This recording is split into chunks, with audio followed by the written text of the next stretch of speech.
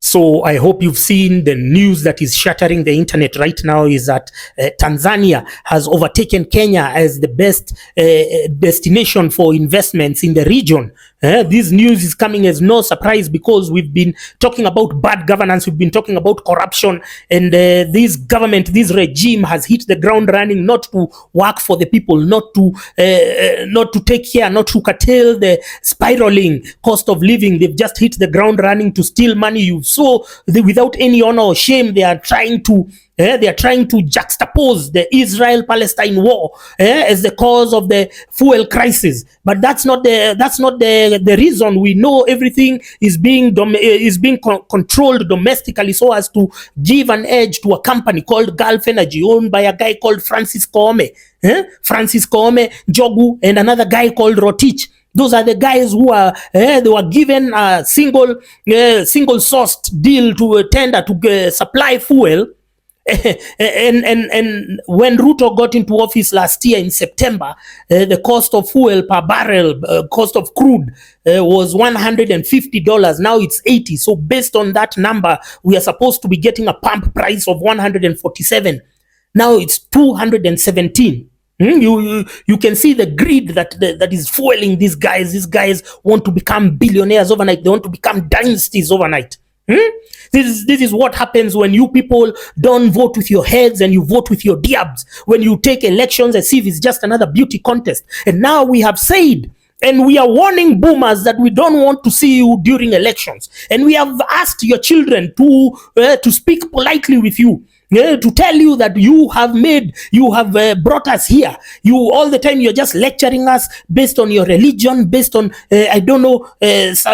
norms regarding the community, and I don't know what. You have to respect us because of our age and whatnot. But have you done anything worth respect? You have stolen land meant for our playgrounds, meant for our green spaces. You have cut down trees. You have gone and elected people based on emotions, not logic or common sense. That's why these KANU orphans, these KANU charlatans just keep on going to rebrand themselves. And you, in your infinite stupidity, you're just there. And then you've misled your children to elect these kind of people. And now our neighbors are overtaking us. We are happy that there is one country that is going against the odds to do something good to their people. And why?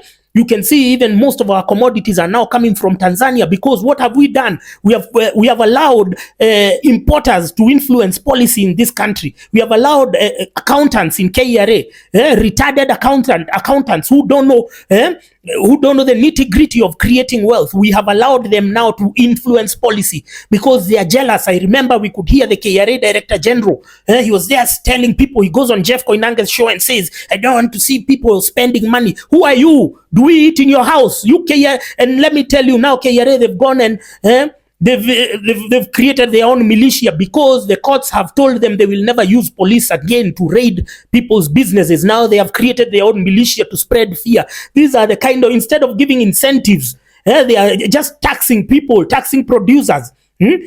Taxing farmers, manufacturers. Everything is just taxes left, right, and center. Because now they want to comply with IMF and World Bank. Now we are bending over backwards to placate to these useless Muzungu pieces of shit, and at the expense of what? At the expense of our economy. Meanwhile, those Muzungu pieces of shit are silent as Kenya Power is inflating our power bills by 30 to 40%. These guys are just stealing because the only blueprint they know is primitive accumulation, which they got from Moi. Now let's look at why Tanzania is ahead of us. It's because of all internal manufactured crises. First of all, there is this photo which I'm going to show you. It is comparing Dongo Kundu Bridge, which is up there, and then the Tanzanite Julius Nyerere Bridge, which was in Dar. They all started at the same time, but this one finished 2 years ago. The Dongo Kundu has not been completed, is nowhere near completion because the Kenya National Highways Authority, the Kenya Urban Roads Authority, Kenya Rural Roads Authority are packed by corrupt engineers and tenderpreneurs. All of them just think of being paid for doing nothing. These guys don't stick on any budget, any timelines. And the donors are just clapping for them because all the requirements, is the World Bank which created them. So in our journey to liberate Kenya from the shackles of colonialism, is IMF and World Bank who are primary enemy. People think that we are going to remove personalities. No, we are fighting against these neo-colonialism, these charlatans of the Canwera who have come now to destroy the little that we had gained. Yeah.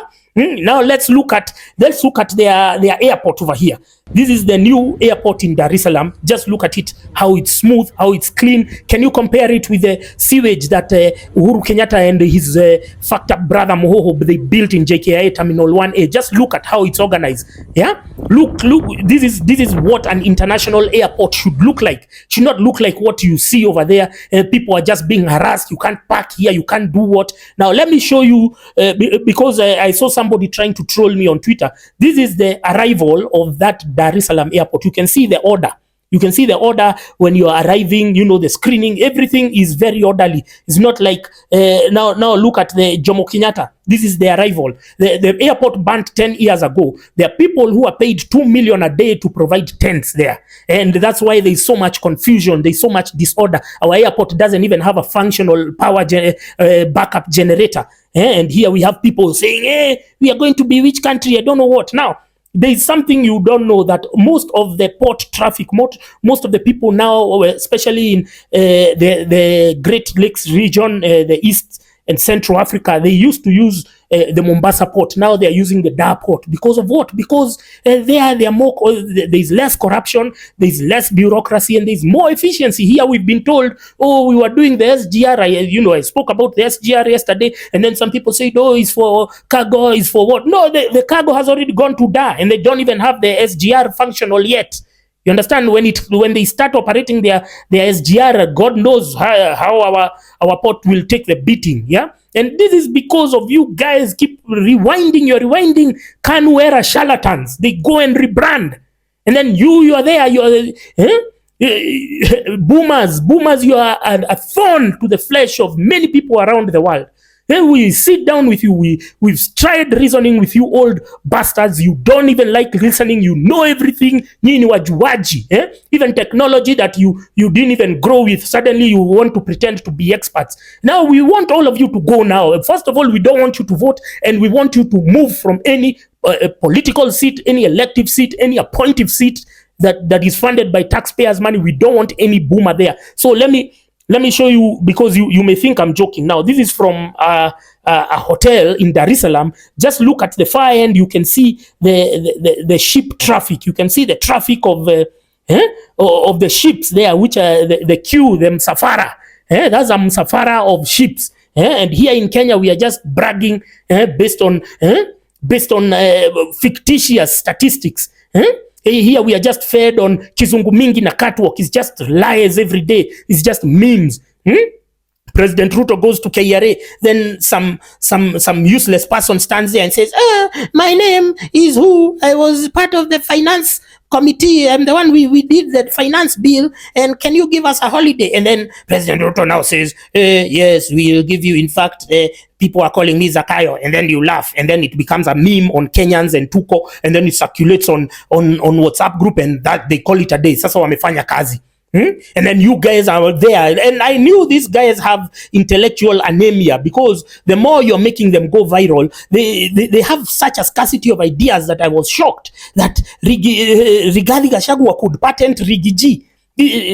President Ruto could patent mambo ni matatu. They didn't even wait for the incubation of that idea. Probably they would have gotten a more refined invention. They are ahead, but they didn't even wait, because there is a scarcity of ideas. And instead of these guys listening to the people who are telling them you're doing wrong, these guys don't want to listen, because the age group of boomers, they are know-it-alls, and nobody wants to listen. Yeah, I've heard people saying that they've tried telling this, do this, do that, but these guys are so fixated on destroying the economy. So I was happy to see Kimani Ichung'wah was somewhere. He was talking. He was having a monologue. Those people were just looking at them, and that's the treatment that we need to continue giving these guys. That when they come somewhere where you are, you just look at them. Let them have monologues, ati unaona huyu sini hiyo kazi mulipatia huyu mungwana, nobody is even talking to him. That's how we should show them, because we are unable to remove them forcibly. We are unable to now trigger, elections midway. Now we have to give them clear signals that we are fed up and we cannot wait to get all of them home, from the president to the MCA. We are tired, and the boomers don't vote in 2027.